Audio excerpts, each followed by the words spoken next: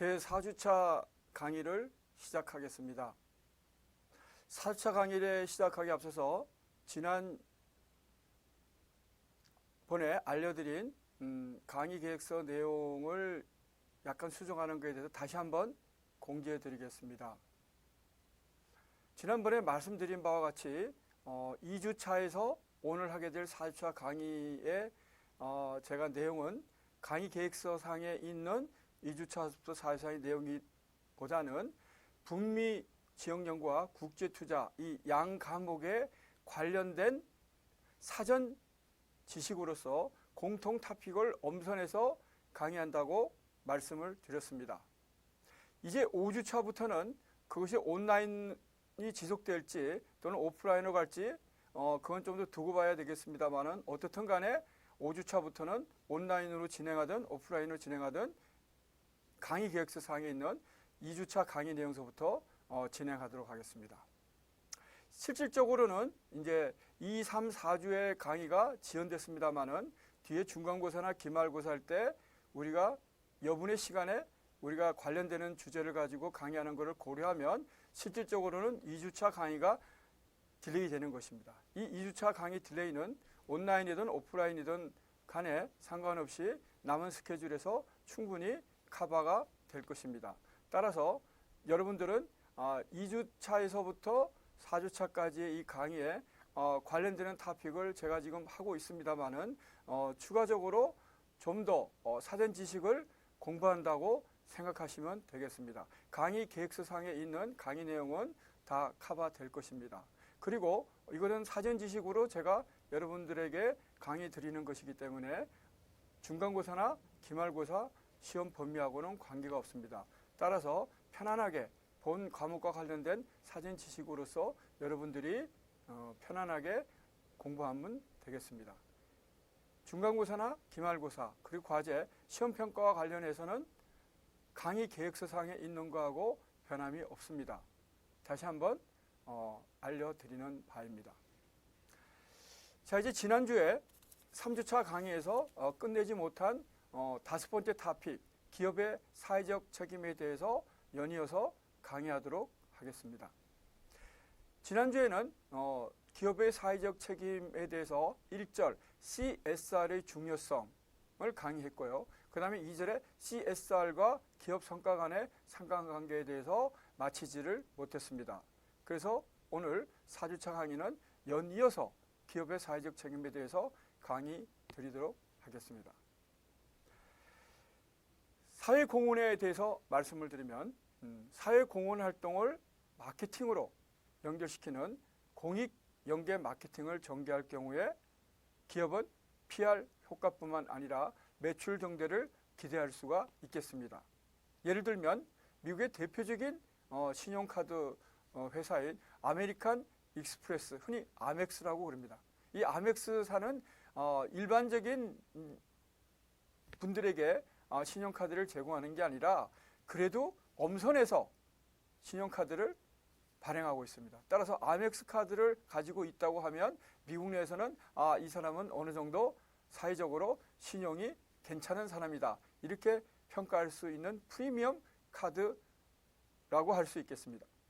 이 아멕스사는 1983년에 미국의 대표적인 관광 명소 있죠. 지금은 코로나 사태로 인해서 여기가 셧다운 되긴 했습니다만은 자유의 여신상, 뉴욕을 가게 되면 필수 코스입니다. 여기가 관광 코스로서. 저도 뭐 갔다 왔습니다만은 이 자유의 여신상 이 복원 캠페인의 일환으로서 카드 사용을 촉진한 공익 연계 마케팅을 최초로 전개하였습니다. 이 효과로 인해서 이해 카드 사용률이 무려 30% 가까이 신장이 되고 신규 카드의 발행률도 17%나 증가된 바 있습니다. 이 아멕스의 성공 사례를 벤치마킹해서 기업들이 사회공헌 활동을 적극적으로 시행하고 있습니다. 또 하나의 예는 프록터 앤 갬블, 미국의 세계적인 생활용품 기업이죠. 이 프록터 앤 갬블, 줄여서 P&G라고 그러는데요. 이 P&G의 사회공헌 제품도 소개해 드릴까 합니다.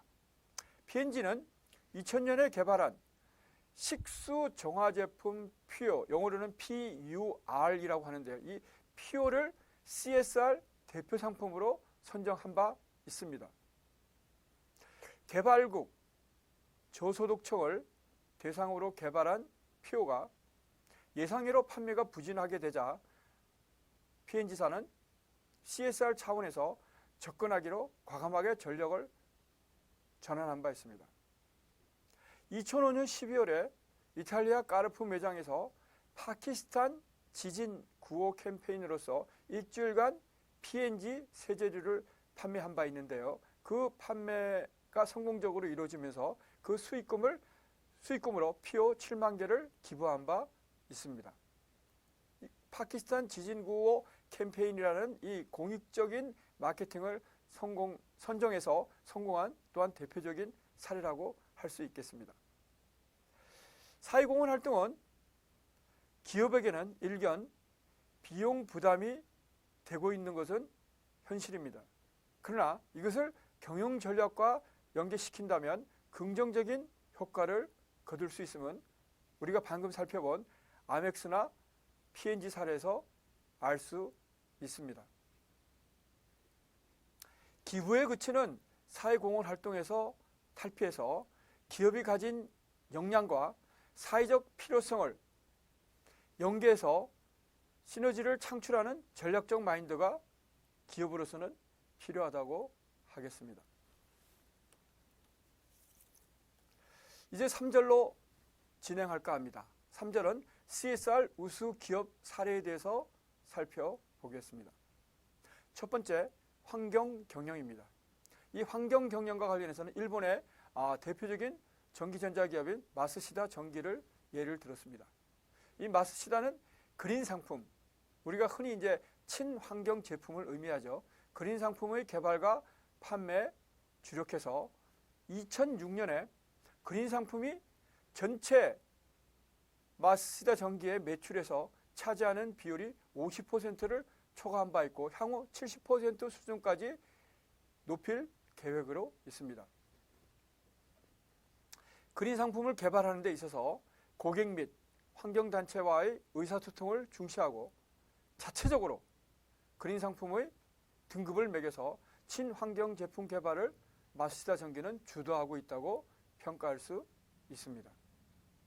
마쓰시다 전기는 그린 상품을 크게 세 가지로 분류하고 있습니다. 첫 번째는 일반 그린, 두 번째는 혁신적 그린, 세 번째는 슈퍼 그린으로 분류하고 있습니다. 이제 첫 번째 일반 그린은 환경 성과 측면에서 동종 업계를 같은 이제 업종이라고 하겠죠. 동종 업계를 주도하는 제품을 의미합니다. 혁신적 그린이란 관련 산업 전체에서 최상위 수준의 친환경 제품을 의미한다고 할 수 있습니다. 이제 마지막으로 슈퍼그린은 새로운 친환경 트렌드를 창조할 수 있는 미래 지향적인 환경 제품이라고 할 수 있겠습니다. 1992년 지속 가능한 성장을 목표로 해서 환경 보존 관련 기본 강령을 설정한 이후에 지속적으로 환경 경영 기조를 강화하고 있습니다. 기본 강령을 통해서 임직원들에게는 환경보호의 중요성을 다시 한번 강조시키는 한편 친환경 제품의 개발을 통해서 환경 경영 시스템을 구축하고 있습니다. 2006년에는 환경정책의 목표를 친환경 제품의 개발 및 판매에 국한하지 않고 고객의 삶의 질 향상으로 설정한 바 있습니다. 즉, 개별 제품의 친환경도를 제고시키는 차원을 넘어서서 가정에서 사용하는 전체 제품 그룹의 친환경도를 높이는 데 마쓰시다 전기는 역점을 두고 있다고 할 수 있겠습니다. 이러한 환경보존 비용 등을 체계적으로 수집해서 공개하는 등 마쓰시다 전기는 1998년부터 환경회계 (Environmental Accounting을) 선도적으로 도입해서 운영하고 있습니다. 두 번째, 정도 경영의 사례에 대해서 말씀드리겠습니다. 세계적인 제약회사 글락소스미스클라인 GSK로 우리가 알려져 있는 글락소 스미스 클라인에 대해서 살펴보겠습니다. 제약회사는 시민의 생명과 건강을 다루는 대표적인 회사로서 그 어느 기업보다도 정도 경영의 중요성이 강조되고 있다고 할 수 있습니다. 이 GSK의 장 피에르 가르니에 CEO는 주주들을 위해서, 기업이니만큼 주주들을 위해서 이익을 내야 되지만 모든 의사결정의 최종 목표는 제약회사답게 대중의 건강임을 천명한 바 있습니다. 그래서 전 간부를 대상으로 해서 정도 경영 정책을 확인하고 그것을 또한 인정하는 GSK 행동 강령 인증 프로그램을 매년 시행하고 있습니다. 이러한 윤리규약에 대한 지속적인 교육과 더불어서 정도 경영 수준을 모니터링하고 있습니다. 즉 신약 개발용 임상 실험 및 약품을 판촉할 때 의료기관과 의사를 상대로 한 불공정 거래의 발생 가능성을 원천적으로 차단하기 위해 노력하고 있습니다. 예를 들면 영업 및 마케팅 부분의 신입사원은 반드시 마케팅 윤리 교육을 수료해야 합니다. 또한 전 세계 연구개발 부문 직원을 대상으로 한 윤리규약 교육 프로그램을 무려 12개 언어로 제공하고 있습니다. 따라서 언어의 장벽으로 인해서 GSK의 윤리경영, 정도경영을 이해하지 못하는 사례는 발생하지 않는다고 말할 수 있습니다. 이제 GSK 마케팅 윤리규약을 살펴보겠습니다. 크게 네 부분으로 구성되어 있습니다. 첫 번째는 제품 정보의 전달 부분, 두 번째는 판촉 약품의 제공과 관련된 부분, 세 번째는 회의, 세미나, 접대와 관련된 부분, 네 번째는 의료 교육기관 지원과 관련된 분야입니다. 제품 정보 전달과 관련해서는 유효한 실험 결과를 기반으로 한 최신 제품 정보를 고객에게 정확하게 전달한다. 우리가 흔히 많은 기업들에서 실패하는 사례가 과장 광고, 허위 광고가 많은 기업들의 몰락 요인이 되면 결과적으로 우리가 알 수 있습니다. 따라서 결국 제품 정보를 고객에게 정확히 전달하는 것은 고객과의 신뢰를 위해서 무엇보다 중요하다고 할 수 있겠습니다. 이제 두 번째, 판촉 약품 제공과 관련된 사항입니다. $10가 넘는 판촉 약품이 제공되면 안 됩니다. 그것은 왜냐하면 일종의 뇌물로 여겨질 수 있기 때문이죠. 관련 분야 의사 종사자에게만 $10 내외, $10를 초과하지 않는 이런 판촉 약품이 제공돼야 하고, 또한 GSK 타 제품의 주문과 연계시키는 것을 금지하고 있습니다. 그냥 판촉 상품의 제공에 끝나야 한다는 얘기입니다. 우리가 흔히 얘기하는 끼워 팔기 이런 것들이 많은 기업들에서 우리가 행해지고 있음을 알 수 있지 않습니까? 일종의 다 뇌물의 한 형태라고 볼 수 있죠. 광의의 뇌물의 한 형태라고 볼 수 있겠습니다.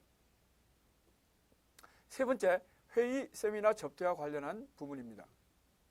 교육 목적의 회의, 세미나 참석과 관련된 여비에 한정해서 관련 전문가, 의료 종사자겠죠. 관련 전문가 본인에게만 제공하고 있습니다. 그러나 현실은 일부 제약회사들에서 관련 전문가뿐만 아니라 그 가족까지 여비를 제공하는 사례가 흔히 발생하고 있습니다. 네 번째, 의료 교육기관 지원. 이건 참 중요한 포인트겠죠. 자격을 인정받은 의료 또는 약학 관련 전문가들에 대한 지원 여부를 검토하고 있는 것입니다. 결국 이제 상생의 관계 아니겠습니까? 여기가 물론 제약회사 자체의 R&D 기관도 있지만 결국 의료교육기관, 즉 의대나 약대, 대학에 존재하는 대학이 아니면 연구소 이런 데와 서로 산학협력이 잘 이루어져야 함을 나타내고 있는 거라고 할 수 있습니다. 이런 스타 시스템, 즉 스타, Strategic Tracking Analysis and Reporting, 즉 STAR 시스템을 개발해서 직원들이 윤리규약 준수 여부를 수시로 모니터링하고 있습니다. 의료기관 및 의사를 대상으로 한 정기적인 설문조사를 통해서 결국 규약 위반 여부를 조사하고 있습니다. 2006년에만 1089명의 직원이 규약 위반으로 재교육을 받은 바 있고 이 중 284명이 권고, 퇴직 내지 해고될 정도로 엄격하게 운영하고 있습니다. 즉 어떤 제도나 규정이 성공하려면 올바른 제도나 규정의 마련도 중요하지만 그것을 위반했을 경우에 어떠한 엄격한 제재 조치, 어떠한 엄격한 결과가 적용되는가가 상당히 중요하며 이것이 그 제도의 성공의 성패를 좌우한다고 해도 과언이 아닙니다. 제3세계에 대한 무료 의약품 지원, 개발도상국을 대상으로 한 보건교육 프로그램 실시 등 사회공헌도 GSK는 활발하게 전개하고 있습니다. 2006년 전 세계 99개국에 4,100만 달러 규모의 항생제 및 필수 의약품을 무상 지원한 바 있고 아프리카 및 아시아 지역의 에이즈 예방을 위한 지원을 확대할 방침입니다. 에이즈 치료는 지금은 상당히 이 죽음으로 이르게 하지 않는 경우까지 약이 완전히 이렇게 에이즈균을 제거하는 정도까지는 아니지만 그것이 무한정 확산돼서 결국 사망에 이르게 하기까지는 아직은 방지하는 그런 약이 현재까지는 개발됐습니다. 그러나 문제는 이 약의 결국 값입니다.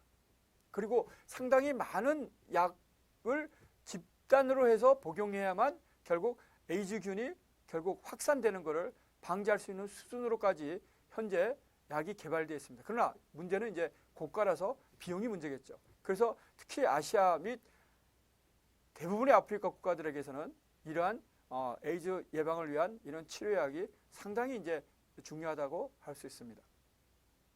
또한 어린이를 대상으로 한 위생교육 프로그램인 PHASE, PHASE, 즉 Personal Hygiene and Sanitation Education이라고 합니다. 이것의 이니셜인데요. 이 PHASE를 아프리카 지역으로 확대할 예정으로 있습니다. PHASE는 1998년 최초로 시행된 이후에 무려 300만 달러 이상을 투자한 바 있으며 방글라데시, 멕시코 등 8개국에서 현재 진행하고 있고 이것을 아프리카 지역까지 확대한다는 계획입니다. 이제 세 번째 사회공헌 부분을 살펴보겠습니다. 사회공헌 부분의 사례로 든 기업은 UPS입니다. 잘 알다시피 세계적 비행기 운송회사라고 할 수 있죠. 물론 여기에 이제 경쟁하는 회사는 FedEx, 그 다음에 DHL이라고 할 수 있겠습니다. 이 UPS는 다양한 지역사회 공헌으로서 세계에서 가장 존경받는 기업 순위에서 매년 최상위권을 유지하고 있습니다. 2003년에서 2007년까지 미국의 대표적인 경영 잡지인 포천지 선정 미국에서 가장 존경받는 기업 지역사회 환경 항목 평가에서 5년 연속 동종업계 1위를 기록한 바 있습니다. 또한 2007년 기업 평판 조사 기관인 레퓨테이션 인스티튜트 선정 월드 모스트 리스펙티드 컴퍼니즈, 그러니까 세계에서 가장 존경받는 기업들이라는 이 연구조사에서 미국 내 동종업계 1위, 전 세계 동종업계 2위를 기록한 바 있습니다. UPS는 정직, 인테그리티, 신뢰, 릴라이어빌리티, 믿음, 트러스트를 핵심 가치로 정하고 결국 UPS 재단을 중심으로 해서 사회공헌 활동을 적극적으로 추진하고 있습니다. 예를 들면 배달 직원이 이제 비행기 운송회사이기 때문에 비행기로 이렇게 운반되어진 여러 가지 고객에게 전달돼야 될 우편물이 있지 않겠습니까? 이 우편물을 배달하는 직원이 결국 지역 주민과 긴밀한 관계를 맺고 있음에 착안해서 1951년 UPS 재단을 설립하고 지역 주민을 위한 자선 활동을 본격화한 바 있습니다. 또한 기아 퇴치, 문맹 타파 등 다양한 부분에서 비영리 기관의 활동을 전개하고 또한 지원하고 있습니다. 예를 들면 1989년 이후에 기아 퇴치 프로그램을 위해 약 1,570만 달러를 지원한 바 있습니다. 2006년에는 미 공동 모금에 5,950만 달러를 기부해서 마이크로소프트에 4,354만 달러를 추월해서 최고 기부 기업에 선정된 바 있습니다.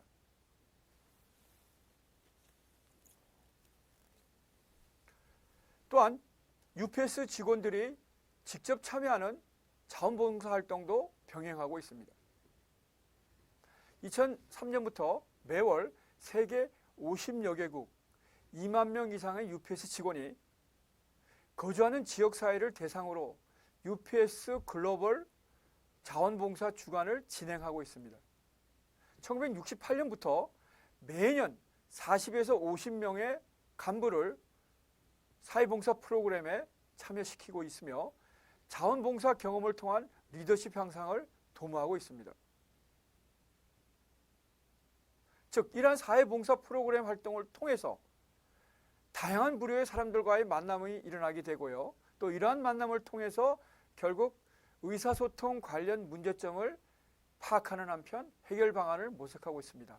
우리가 잘 아는 바와 같이 이 사회생활에서 어떠한 사회 집단이든 간에 결국 구성원들 간의 관계에 있어서 의사소통의 정도, 의사소통의 수준, 의사소통의 방법, 이것이 중차대하면 그 조직의 가정에서, 조그마한 동호회에서, 자기가 소속한 사회생활의 어떤 기관에서, 민간기업이든 공기업이든 공무원이든 뭐 어떤 조직이든 간에 또한 국가, 사회, 또한 글로벌 사회에 있어서 의사소통이 얼마나 중요한가는 우리가 최근에 경험하고 있는 코로나19 사태에서도 충분히 잘 알 수 있습니다.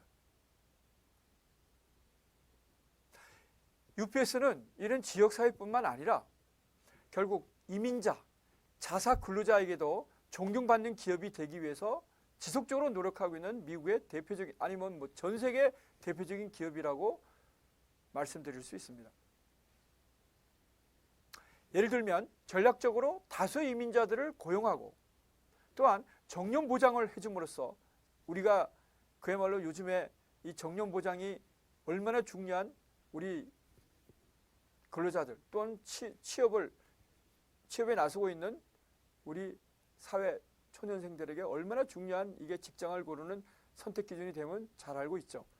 정년 보장을 해줌으로써 아메리칸 드림이란 지금은 많이 이제 60, 70년대 그런 정도는 아니지만 일단 미국은 자유와 그 다음에 개인의 경쟁력을 존중하고 그러한 과에서 결국 그 자유와 개인의 경쟁력이 있다면 결국은 본인의 힘으로 성공할 수 있다는 그 믿음이 결국 미국의 전 세계 근로자들, 전 세계의 사람들이 미국으로 몰려서 그야말로 지구상에서 가장 그러한 꿈을 실현시킬 수 있는 국가로서 60, 70대는 정말로 존중받았죠. 물론 지금도 다른 어떤 지역보다는 그래도 미국이 상대적으로 이러한 드림을 이루기에는 상대적인 경쟁력이 있다고 할 수 있습니다. 그러나 60, 70년대에 비해서는 상당히 미국도 미국의 국내 사정이 그렇게 여유롭지 않으면 우리가 잘 알 수 있습니다.